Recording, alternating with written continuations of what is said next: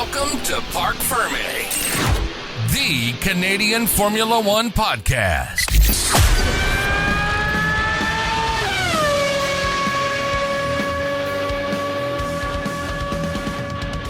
Welcome everyone to Parc Ferm, the Canadian Formula One podcast with your hosts. My name is Ed. We have Walker, we have Drew, and missing out today's episode is our Lithuanian correspondent, Tomas. We feel for you, or we kind of don't because you're on vacation. No, we don't. He's on a beach. Not. Yeah, you're on a beach. We don't feel for him. He can go screw himself. Anyway, guys, Formula One is back in full swing. Full swing. We are at the cusp of the Bahrain Grand Prix. I can't be more stoked about it. But without further ado, let's get the ball rolling. I pass the mic over to our ever-endearing voice of reason, Walker. Take it away, buddy. I think that's the first time anyone's called me the voice of reason, and I really appreciate it. So thank you for that, Ed. It looks good on you, wonderful dude. It looks intro. good. I need a T-shirt that says "Voice of Reason." My wife will never buy it. She'll be like, "Who the fuck is you that?" You are welcome, sir. You're welcome. Like, if you're the voice of reason, what is everybody else? That's going to be like her first question. Ed, thank you for the wonderful intro. Yes, as you mentioned, we're getting into the season. Last week we did preseason testing, and it's always like an interesting time because you look forward to it. You're like, fuck yeah, cars on track. We're going to see who's in front, who's behind. And I feel like I came out of this testing session knowing absolutely nothing. Like really, like between like what kind of different runs they're doing, fuel loads, setups, like you don't really know what they're testing for. So yeah, I feel like I my takeaways from the testing were quite limited personally, but I'd love to hear the expertise of the expert opinions of you guys and see what you took away from it. Drew, do you want to touch on your key takeaways from F1 testing 2024? Yeah, 100%. I think I want a T-shirt that says "expert" on it now. No, there's nothing expert about my takeaways at all. But I did definitely get to catch a lot of the preseason testing, and it was a lot of driving. But you know, back to Walker's point, like it was very hard to dissect what was going on, and unless you were in the garages or on the pit wall, like understanding like what kind of fuel load they were doing. Were they doing long runs, short runs? Were they doing like a hero lap? What did that look like in terms of like what is that team testing for? And it's hard to get apples to apples because even if they are on the same tire, you know, the fuel load is gonna change a lot of things too, right? Based on that, you know, I think it's a walk away again for Red Bull. I don't know how much they were sandbagging, but if they were, then it's going to be an even bigger walk away. That being said, you know, I think Mercedes by the end of testing started to look really good. And I think they might be a little bit better than I originally thought they were going to look. I didn't have a lot of high hopes for them early on in the testing because George had I don't know, it didn't look great. And, you know, Bahrain's a bit of a bumpy course and there's a lot of wind going on there. So the rear end looked very unsettled. It didn't look like a great car to drive. On the flip side, you know, Ferrari looked like a very stable car, you know, coming out of the gate. And I don't know what that looks like. Again, this whole sandbagging thing is kind of tough because like you don't ever know what the full capacity of these guys are going to look like. And, you know, I think Friday is going to be a very big eye opener on what the realities of these are. But in terms of like some of the midfield pack teams, like, you know, we discussed earlier, I don't think Alpine knows what's going on. I think the drivers are very discouraged in terms of like, you know, lack of leadership. They haven't had, you know, anything solid in their world for the last little bit. And I think their car and driving, and I think that whole outfit has looked, they're just not where they need to be. Then you have a team like Haas that like, you know, they're struggling in a big way. But those two drivers are still trying to milk everything they can out of that car. Williams is looking pretty sharp. I'd love to see what they can do. But that Kick Sauber Racing F1 team stake, I don't know what they're promoting today, but that big marketing company has a car that they're putting in Formula One this year. And I'm very curious to see what that looks like. But those are just some of my immediate takeaways on what happened. Obviously, there's a lot of nuanced things with like, you know, some of the other teams, but I just wanted a quick high level about what I got going on. I want to know what Mr. Ed had to say. Well, it was kind of like an enlightening type of pre-testing because from the way like how Ferrari at the end of day 3, like both Ferrari signs and Leclerc signs leading in terms of like fastest laps, or fastest time rather, and then followed up by George Russell into third. So pretty interesting there. Um, Looks like Total Wolf really cracked the whip this time and made sure that they would have like a competitive car. I'm not going to say it's going to be a winning car yet, maybe a competitive car. Now really taking it to Ferrari and, the slowly climbing McLaren, possibly a resurgence of Aston Martin as well.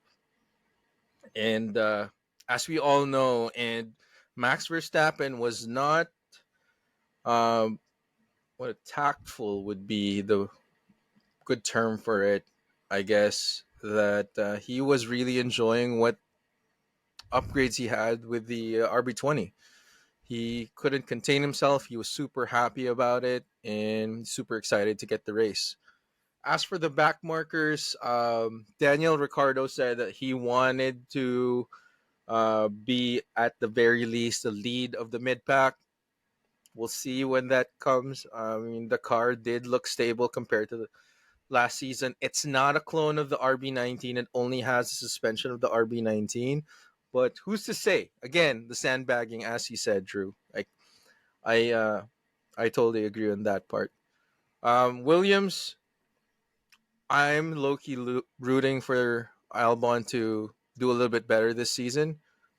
But I don't know. For me, Williams and Kick Sauber looks kind of the same.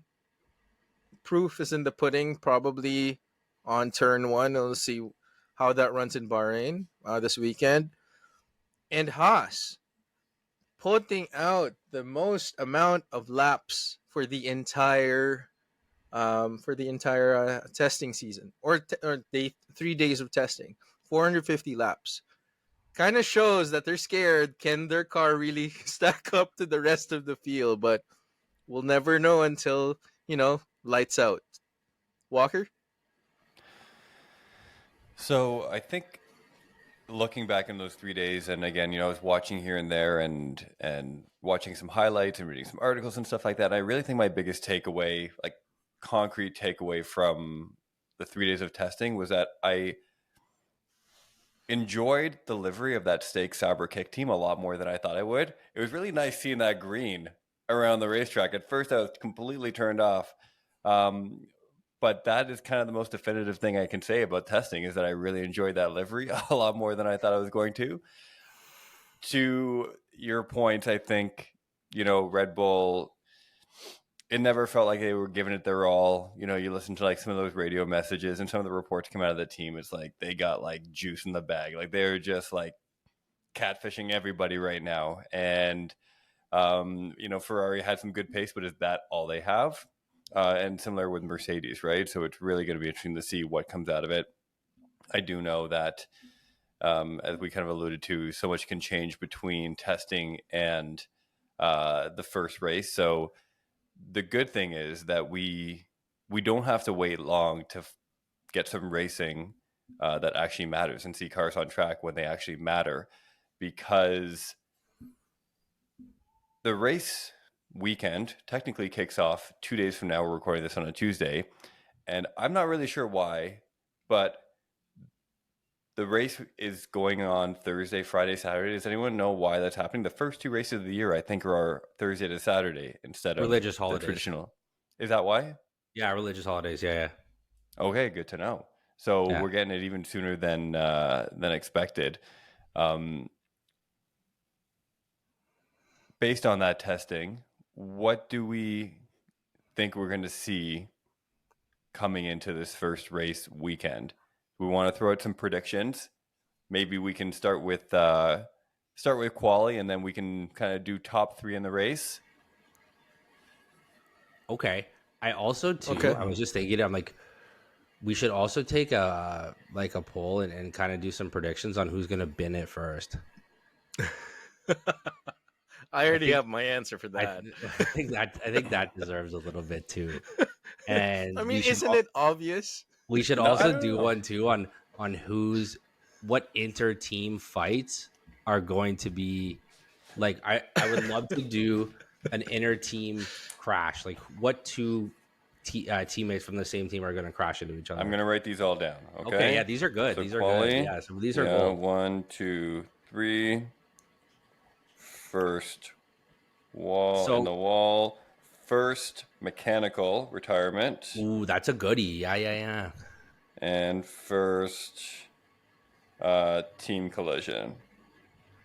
Okay. collision. This Okay. is That gets juicy. It gets this juicy is real gonna be quick. good. So I think we should address this one question at a time. We should go around the circle here. All Yeah. right. So I do want to give you the predictions you asked for, but I think those are like more educated answers. These are going to be way more like left field. No, stuff, they're way and I'm more into that. entertaining. Yeah, They're way way more more. entertaining. Okay, my questions sucked. Yeah. This is what happens when we don't have a fucking list of topics before we hop on. You I get know. boring ass questions like that. Okay, should we start with? You know what, Ed? I want to start with you. Who is Okay. going to kill it in free practice 1? Practice one. Yeah, you got Sergeant gonna on this have- one. I'm gonna call my boy Valtteri Bottas. Ooh. Free practice one. Ooh. He's gonna kill Okay. it. And just for the record, you're the only one answering the question about FP1. That's only a question for you because apparently only a that question won't for you. matter to you. Yeah. Okay. Okay. All right, Drew, we're going to start with you. Let's Yeah. look at quali. Who do you have getting the top 3? Top 3. We're gonna go Max, Checo, Carlos. Okay. Ed? Checo, Max, Leclerc. Interesting. I'm going to go Max, Leclerc, and I'm going to throw Lando up there. Let's give Lando some Okay. love. Respectable. Right? Let's see if Yeah. McLaren still has that one lap pace going on. 1 through 3, race, full race distance. Race distance. I'm gonna go with Max, Leclerc, Hamilton. That was mine. Well, then pick a different one. I do know, something relax. Don't be Thomas. Just, and just be like, I just agree with chill. Drew. Just chill, okay? Just chill. Max, Lewis,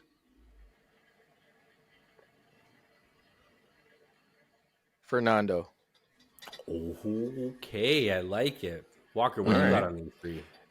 Before I give my answer, going into this season, are we just am I getting the feeling that Max is just like the de facto number 1 on everything? I don't want that because I it's don't a think fresh it's up to us, season. unfortunately.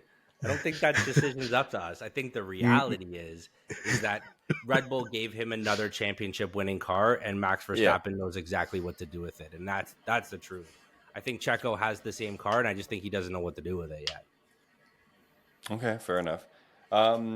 Race finish 1, 2, 3. I'm going to go Max, Lando, Lewis. Okay.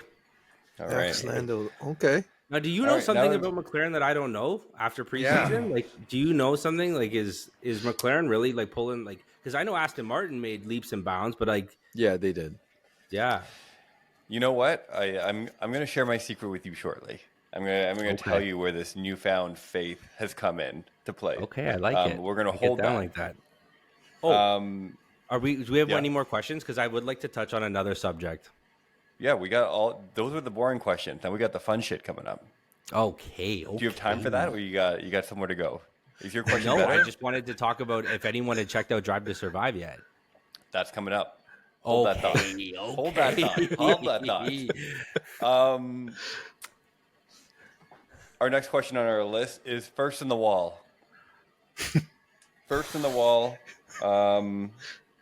either on their own or as a result of somebody else. But who's the first to make contact with the wall in the race? That was a good caveat, saying whether it's a result of an incident or not.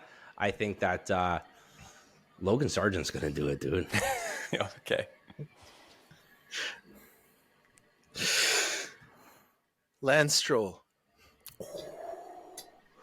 Good one. All right. Good one. Okay. Esteban Ocon. Those First are your in the top wall. 3 fucking candidates, too. You know what I mean? Like, we didn't go dark horse on these. Like, No, that's statistically pretty close, speaking, yeah. it will be one of these 3 guys. Right. And I think if we had a 4th, Pierre Gasly was going to be on that list. Yeah, Pierre Gasly is gonna be one. I mean, did you see their car? They were struggling. Yeah. Yeah, They they were were struggling not looking the bueno. entire Yeah. time. No, they're just here for the fucking buffet. That's all they're doing this year. The craft service. First with mechanical failure. Haas. All day. If I'm going to pick a Okay. driver, it's going to be Yeah, pick a K-Mag because driver. I think they're going to give Nico Hulkenberg a better car because he's faster. Get the spare good parts from one car to put in the other. Yeah. What do you got, Ed? I would say Leclerc. You think Leclerc is going to have the first? Okay. I Mm. can see where your faith in Ferrari's gone. I like it. So you think it's gonna be Ferrari the old? Yeah. Okay. First mechanical failure, I am going to give to Joe. That's fair. That's fair. Joe. That's I fair. feel can like get behind that. Yeah, I'm not sure what's gonna happen. He's gonna kill it in something's gonna happen. FP1 But yeah, FP1 is on fire, bro. Yeah. Yeah. Put your money on Joe for FP1. all day. First team collision. Who? Alpine, Which? baby. Alpine. Alpine. All day. That's going to be an Esteban Gasly disaster for sure. Or, nah, that's it. Because you guys got to pick Yeah, you another gotta choose one. Yeah. Yeah. I get one. That's my one.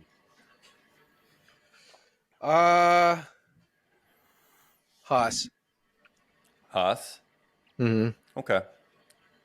Those are all really respectable choices. I'm gonna go Williams just because at any point Logan Sargent could just send Logan like Sargent. The back Oh, he's a wild card on the best Albon. day.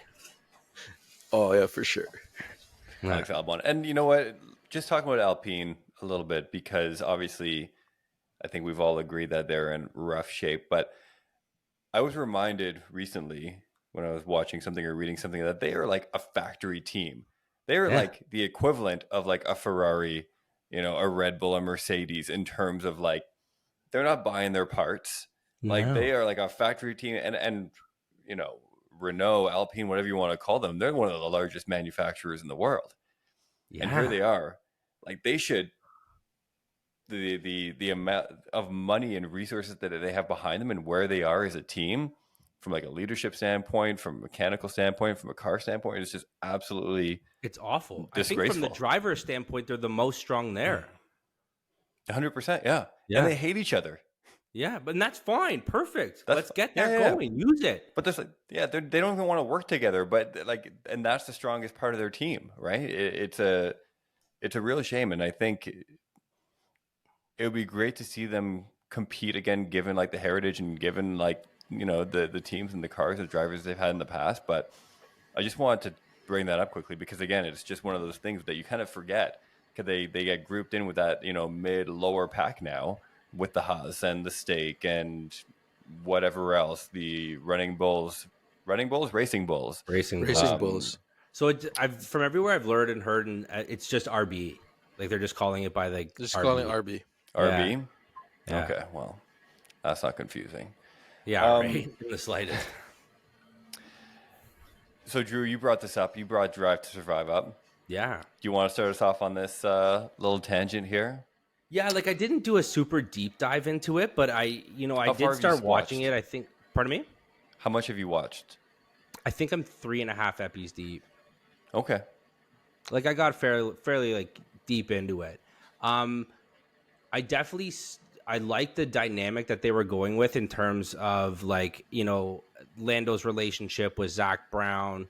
Um, I just kind of like how they told different stories throughout the season because like they have like the Williams Haas thing, and they got the Alpine thing was just an absolute clown show, and that's kind of where I came up with my response because I forgot that Gasly and Ocon just like it was the competition between those two is fierce. It's something so real, and I get behind it. Mm-hmm. It's awesome.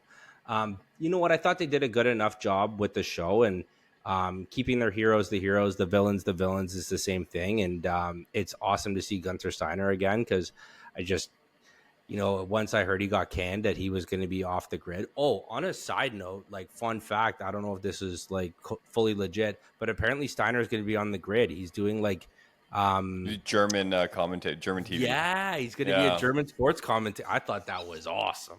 He was gone for 0 days. He has absolutely not missed one single race, and I absolutely adore that. Liberty Media was not gonna pass up They on couldn't. that opportunity. Yeah, they can't. They He's can't. gold. He's TV gold. They needed him in the F1 ecosystem, however that looked. And if you're going to be a German commentator, so be it. Such is life. But back to Drive to Exactly. Survive, though, honestly, like I thought it was pretty good. I'm looking forward to watching more of it. But they did the best with what they had. I like Will Buxton. I think he's an all right guy. Like he has good little points kind of between there. I know a lot of people like what on socials and stuff like that kind of hate on him a little bit, but I kind of like the guy. He's all right. Have you guys watched it at all, or? I'll be honest, I haven't watched season 5 and this season. I know it's shameful, Really? and I apologize. Why is that? I will binge watch it for the next few days. No. for you you should. Why guys. is that? Why Yeah, weren't you? and for Were the you not fans. drawn to it, or was it you just could care less? You're busy. What's going on? Well, it's a little bit of both. The past few Drive to Survive seasons is really like aimed at the drama, aimed at in interpersonal quarrels between teams, between a driver, and it's kind of getting boring at that point. So that's why I was like, you know what, I'm gonna set this back a little bit and be a little bit more on the journalistic side of the research on Formula One and actually reading different blogs and whatnot and getting the information from there.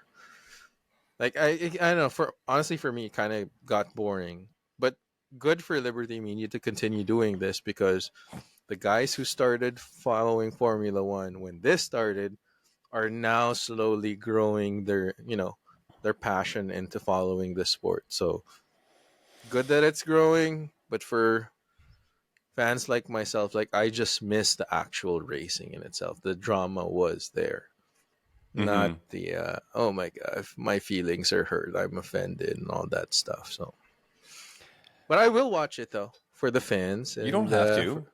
No. You watch for it you for guys. you, Ed. Not for Yeah, the yeah. fans. Don't do anything for anyone else. Love No. yourself first. Not for like Of the course. 5 people listening to this. Yeah. Not worth it. No offense. But I do agree with the point that you made about. I feel like last season it started to feel a little bit stale, the format, and we started this podcast, so we're even more in depth into like watching it and like taking in the season and everything that happened. And I thought that maybe with this current season that's just come out, I thought, is it going to be a little bit stale again? Is it going to be a little bit boring? Same format, similar things like that. But I've been enjoying the first, like you, Drew. I think I'm 3.5 episodes into it right now, and I've enjoyed it because I feel like they've, we talk about. We'll give the example of like Danny Rick coming back, right? And we know that he apparently had like a couple of test laps that he had to like really like prove himself and show that he had the pace in like that RB19, and they have footage of that, right? Of that test session where he went behind, where he was there, and he was like, all right, like this is the day, like I got to show what I got. So I think like that kind of footage where it kind of fills in those gaps, that those rumors and those stories that we heard, and to have it confirmed is pretty cool. I do have a couple of takeaways from the first few episodes, and Ed, I'm going to ask you to brace yourself in advance because you're not going to like what I have to say. But I really took a bit of a liking to Lance. That first episode, I don't know what it was. I don't know if it like humanized him or he wasn't as much of like a whiny little bitch as he's been in like previous seasons. I don't know if he was humbled by having a couple of broken wrists, but like I just thought like he came off way, I don't know if he had media training. I don't really know what it was, but he came off way, way more likable than in previous seasons. And then I typically liked him. I don't know if Drew, you got that at all. I loved it. They really played into the father-son dynamic and like how it was like him coaching him through his like, younger years and getting him through karting and going up through the formulas. And like, they really played off the father-son thing and like really wanting your son to succeed no matter what. And like doing all the right things. And Lance, doing this and then it literally looked like he hired Fernando Alonso to be like the most expensive driver coach you could ever have at 50 million pounds a year, like whatever he's paying the guy. Yeah, and I don't know if Lawrence and Lance called up and they were like, listen, guys, like we need some better coverage here. But like they both came off really, really good in that first episode. To your point, whether it's about the father-son thing, whether saying I'm a father first and blah, blah, blah, blah. Like it was just, they played that really, really well. And I kind of fell for it. Yeah, I was all the way in too. Now, how did you feel about the dynamic between Zach Brown and Lando Norris? Like that whole like golf thing and that like, hey, I got to set you up and, oh, I've been a part of your journey the whole time. Like, how did you feel about that? Like, did you feel like that was as authentic as the Lance Lawrence bit? So that was another interesting thing. And I think that's what kind of, stoked my affinity for Lando, my predictions going to the first one, because, you really get the feeling that he's kind of like at the end of his rope with McLaren in terms of, what they can offer him, right? And you could just see like the angst in him, like having this shit car, where I stopped, it was still the beginning of the season when they were coming, in the back half of the pack. And, then they started to see some success, obviously, near the end of the season. But, to me, that was a little bit different because here you had Zach almost kind of pleading with him, being like, all right, like, trying to like placate him and say, it's okay, everything's fine, like we're gonna finish this. Like to your point, Drew, a little bit like, I didn't realize how far back the relationship went and how far back he was kind of involved in his career, but there was definitely an element of like, stick around, like, not so many words, you owe me a little bit because I've kind of brought you to this point.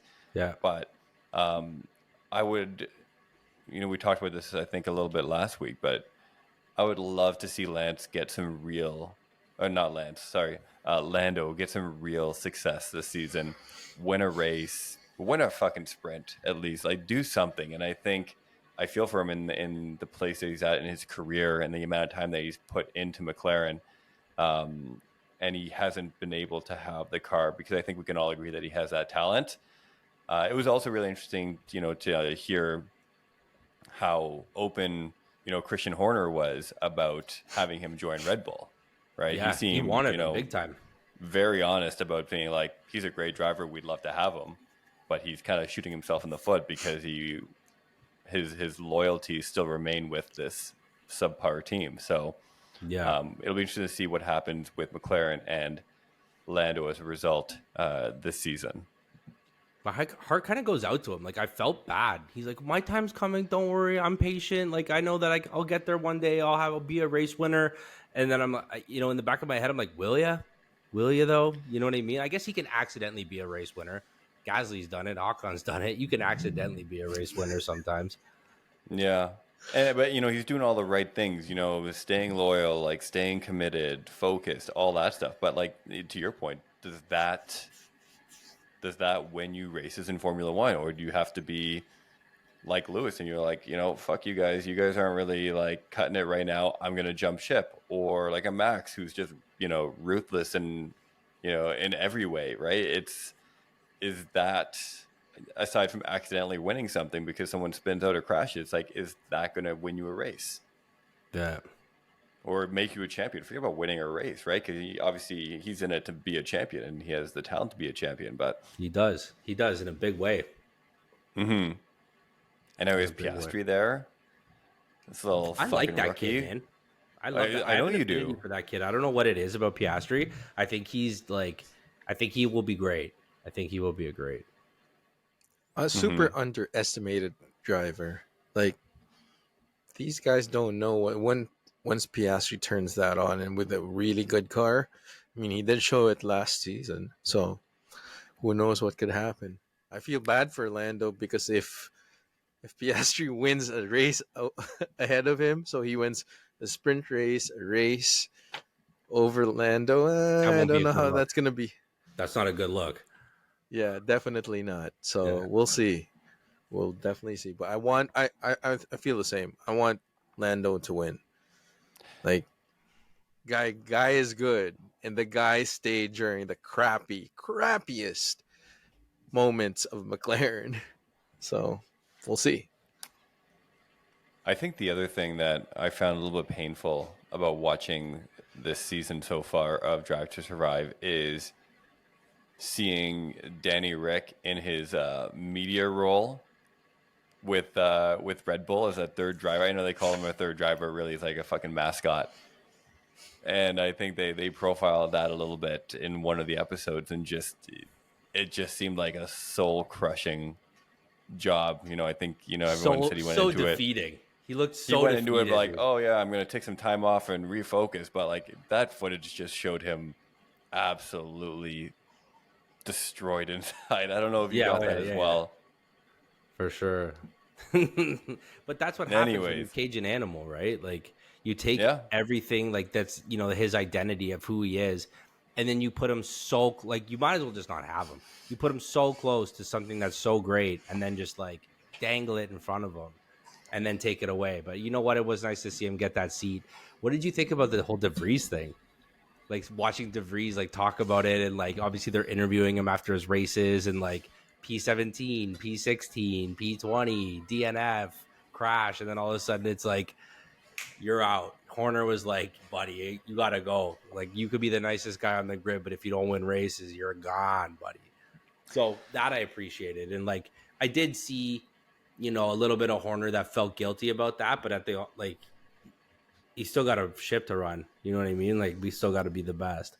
You ain't performing, you're out. That's it. Yeah. Simple as game. it's racing. Yeah, exactly. You have one job. Toto always says it, man. The stopwatch never lies. No, and you know what? Horner is just as much of a killer as Max is, and I think that's kind of what I saw in that episode. It's just like, take no prisoners. Like, it is what it is. Like, you're in or you're out. And I know last season I was, either jokingly or not, one of the bigger supporters of DeVries on this podcast. Watching it back though, I was like, "Fuck, man, you sucked." I was like, "What was I?" Like, it was kind of Buyer's around, remorse. but I'm like, "No, like you were not good. Did you deserve a little longer? Maybe, but like I kind of get it now." So that was my other takeaway. The read was in fact not very good. No, it was fun. You know what, Ed? I'm going to give you, I know you've taken it on yourself, but even if you didn't, I want to give you that as homework to watch the other half, this first half, and then the other half of Drive to Survive, because I think that this little segment on what the boys are doing, I'm curious to see. Like I said, I got halfway through that Esteban Ocon episode, and I saw them put it in the wall together with Pierre Gasly, and that's kind of where I had to turn it off with life happening around me. But I'm very much looking forward to seeing what the last. Don't worry, I'll binge watch. Everything, and then I'll be caught up by the time. Don't even worry about last season, Ed. It's just this season. Yeah. Skip 5. We already know what happened. Don't worry. Yeah. Whatever. One last point I wanted to touch on. I don't know. Maybe we should preface all this by saying spoiler alert or some shit like that. But too late. Spoiler alert. I actually thought the language that Lewis used around that 2021 championship, interesting. I don't know if you picked up on this. Stolen from me. The championship that was taken from reclaim. Me. I'm going to reclaim. I had never heard him talk about that championship. No. With those words, you know, it was always like, you know, Max won, whatever shit happened, like taking it very graciously. But like this was different vernacular. Like he was like from everyone on Mercedes. Like I mean, like leadership was all like, oh yeah, the one that was taken from Lewis, stolen, the one that he deserved, all of that. I didn't even realize that didn't even click till right now. Yeah, and again, it's not even so much the leadership, but actually the coming out of Lewis. I think he talked about like, you know, reclaiming a championship, right? So it's something obviously that he would have otherwise had. And then I think he mentioned something about it being stolen or something like that. But it was actually really refreshing to see. You know, I think the time for being, you know, polite and cordial and a sportsman has kind of passed, and now you can be like, that was fucking bullshit, I'm pissed off, like I want to take it back. So seeing that motivation in him and how he's approached that is actually really exciting to see. Not only obviously we know what happened last season, but you know, going into this season in 2025, and maybe that helps inform, you know, those decisions as to why he's decided to try and like jump ship and maybe try winning that eighth somewhere else, because he clearly feels like it's owed to him, and it clearly feels like it was his and it was taken away from him. So there you go, Ed. You just watched the first three episodes, so let me ask you this then, and I don't know if we want to put this on pause till the next episode because this is a heavy one, but like, do you think Lewis made the right move with that call going to Ferrari? Like, is that something we should just shelf until next week? I think we should wait till after race one. Let's after race one judgment. That would be really nice to talk about. Yeah, because I think that's like, as of right, I don't want to. Yeah, okay, we'll shelf it. Yeah, no. After race one, a lot of things are going to tell us like where all the teams are, like the real score. I feel like that's cheating though, because then we're going to be like, oh yeah, he definitely should have won because Ferrari won the race tomorrow or this weekend. Okay, all right. So really short answer. I don't want to hear why. Let's leave like the broader discussion for next week. But do you think after testing what you've seen that he's made the right move, Drew? Yes or no? No. Ed? Yes. I am time. also. Yeah, it's time. Such a tough one. I know I'm not supposed to explain myself. I feel like I'm a loyalist, so I want to say no, but I'm going to say undecided. This was your idea. I don't want to talk about this shit. Come on. You said yes or no. I could have picked that too. Yeah, well, fuck it. I'm in control. So, Bahrain, for all of you listening, it is Thursday, Friday, Saturday. Ed, don't forget FP1 Thursday. You're good to go. For the rest of us, we can watch qualifying and the race on Friday and Saturday. Boys, any final words before we call it for an episode? Nah, that's it, man. I'm super excited that F1's back, and I'm even more excited that it's happening a day earlier in the week because now I got a free Sunday to do all my work stuff, and Saturday I get to watch the race, and I am pumped about it. Nice. There you go. Yeah, buddy. Ed? Just excited to be back. Finally racing again, boys. We're back. That's it. Enough said. I agree with both of you. Can't wait. Excited to see what happens. Excited for the recap because we're going to have some real shit to talk about next week as well. So tune in for that. Thank you for listening to Parc Ferm, the Canadian Formula One podcast. Don't forget to rate, subscribe, tell your friends, share, join the Discord, all that good shit. Watch the race and come back and debrief with us next week. Until then, ciao for now.